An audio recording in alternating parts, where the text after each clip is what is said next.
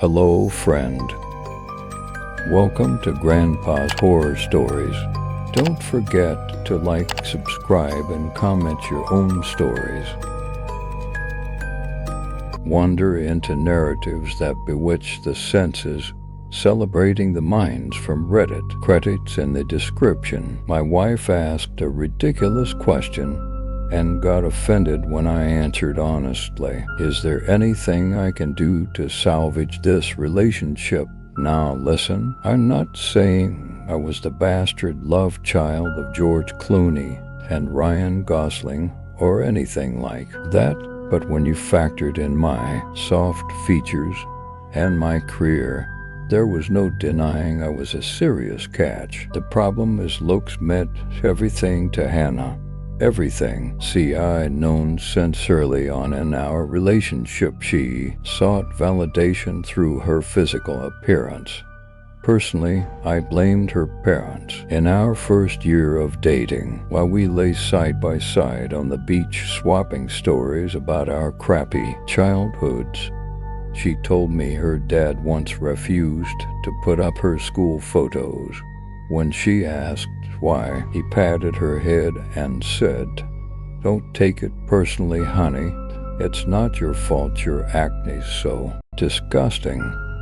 So you can understand where her toxic obsession sprung from. Not that I'm excusing what she did, just making the point that although her skin may have cleared up, those self-esteem issues most definitely did not. It's funny in a grim sort of way, because between her long, golden curls and piercing brown eyes, you could count the number of times Hannah needed to buy her own drinks on one hand, and her fixation with always being the center of attention could get a little corrosive. Like one time, at a gala dinner, the senior partners at my firm practically started a battle royale craning to get a closer look at my Cesare Adolini suit and new Yachtmaster Rolex, the one with the bidirectional rotatable bezel and black dial. Had Hannah stayed home that night, it probably would have gone unnoticed. I woke up the next morning only to find a fist-sized tear beneath the lapel of that dinner jacket, along with 2 buttons missing. In the months following Adolini Gate, she insisted on attending every last cocktail party and charity ball, no matter how mundane, in the flashiest dress imaginable, her hair all done up, luscious and bouncy, with a glass of champagne in hand. She endlessly referred to herself as my trophy wife or the winning lottery ticket that blew into my hand. Little by little, these snide remarks ate away at me. From the way she talked, you'd think she married a professional Shrek impersonator. So the next time she dropped a "Don't you think you're punching above your weight with me, honey?" quip in front of polite company, I casually reply, "Actually, I reckon we're about even looks-wise." As I polished off my whiskey, there was a long, awkward pause, interrupted only by one startled onlooker choking on a shrimp tartlet. To Hannah's credit, her temper didn't boil over until we got home. However, rather than explode because of the humiliation, she just endlessly ranted about how I'd placed us on equal footing physically.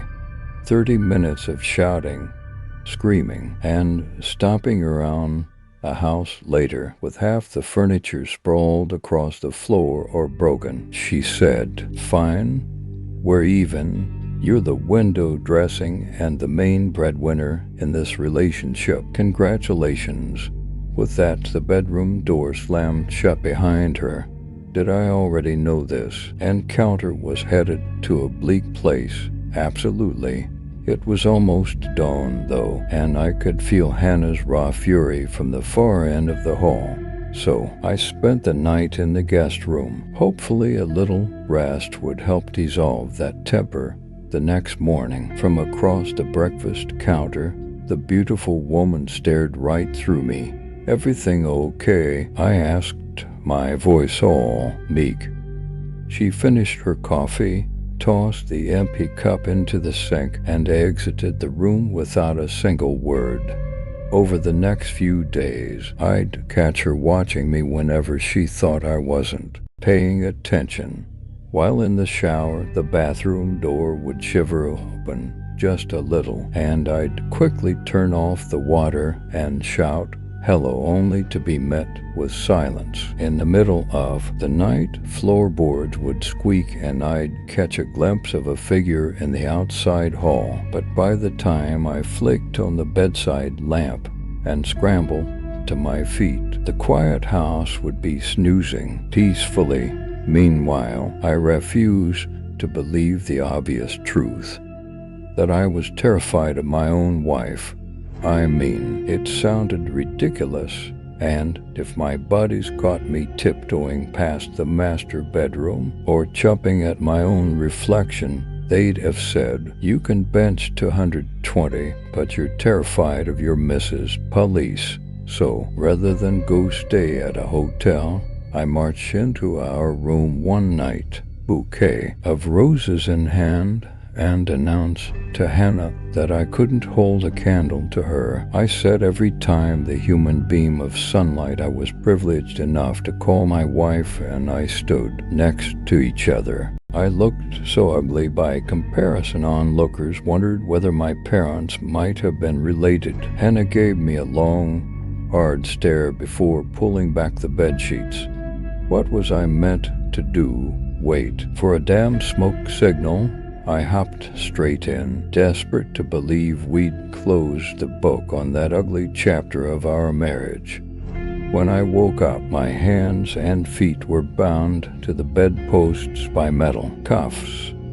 My dearly beloved sat on top of me wearing a face mask, her hips straddling my chest. In her gloved hand, there was a glass container filled with clear liquid.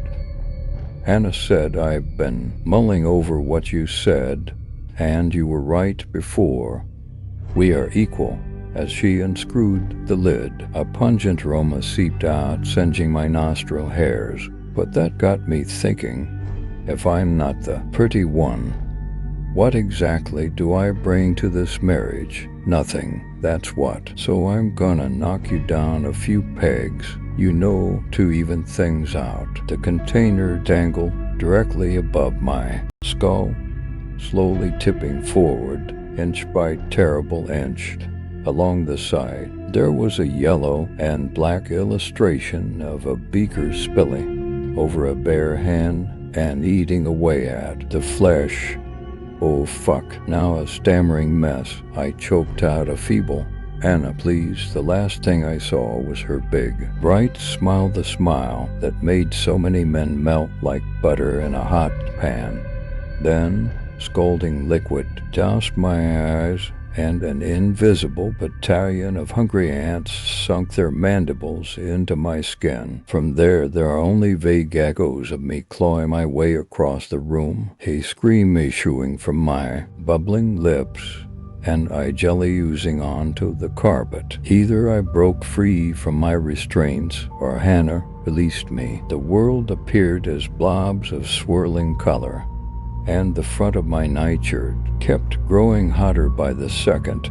As I ripped it off over my skull, there came a flash of bright light, accompanied by laughter. It occurred to me that Hannah was probably watching this with great amusement, delighted by her husband's disfigurement. What I didn't realize at the time was that she'd also snapped photos to WhatsApp to our closest friends. In the morning, they'd wake up, open pictures of me wrestling my shirt over my head, accompanied by the caption, "My ugly man's got that beach spot," and chuckle at what they believe was my disgusting Halloween mask. Disoriented, still burning, I screamed for help through liquefying lips. Again and again. There came no response. My phone wasn't charging on the bedside cabinet. I fumbled around on my hands and knees past the carpeted hall, finally uncovering a cold, tiled floor. The bathroom. Guided by muscle memory, I worked my way over into the bathtub, my hand spider walking up the side. With help from the towel rack, I dragged myself to a standing position. The controls for the shower sat at chest height. Still blind, with the inferno raging on my face growing worse with each passing second, I mashed buttons until a blast of perfect, icy water hit me in the face, providing momentary relief from the pain. It wasn't long before the shower head got yanked from its holster. The jet pelted me in the stomach, moved across my torso, and around the side of my thighs. As it turned out, Hannah decided to record an Insta story. Water fight with the hideous hubby. Love how we're still so goofy after all these years. I toppled over the side of the tub, my ribs thudding against the floor. A short time later I found myself in the outer hall, and as my hand groped for floor, it found only a handful of air, and I went toppling down the stairs. Disoriented, bruised, I found myself trapped in that maze of a house. This wasn't working. My only chance of summoning help was with Hannah's phone, but how to get it from her? With a series of stiff shoves, my darling wife wrestled me onto the armchair in the lounge, her delicate voice barely audible through the agony-filled haze. She eased herself into a seat across my lap, one arm draped across the back of my neck. Oh fuck, she was taking a selfie. She was actually taking a selfie. She really had lost it.